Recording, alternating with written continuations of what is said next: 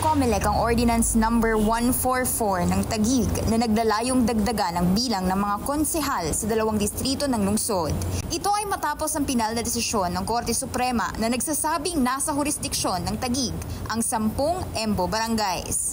Ayon sa naturang ordinansa, tataas sa 12 ang bilang ng mga konsehal sa bawat distrito ng Taguig. Nadagdagan ito ng 4 mula sa dating 8. Samantala, 3 sa 10 EMBO barangays, ang Comembo, Pembo at Rizal ay mapapabilang sa District 1. Sa District 2 naman ang 7 pa.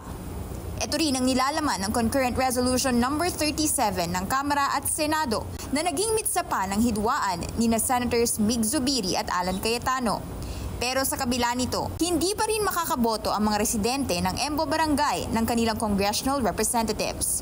Una nang sinabi ng COMELEC na tanging mga senador, party list, mayor, vice mayor at mga konsehal lang ang pwedeng iboto ng mga registered voter ng EMBO barangays.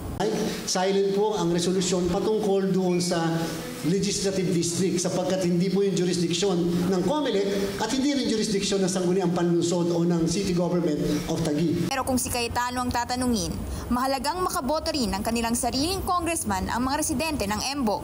Anya, may mga pangangailangan ng mga residente ng EMBO na kayang tugunan kung may kinatawan sila sa Kongreso.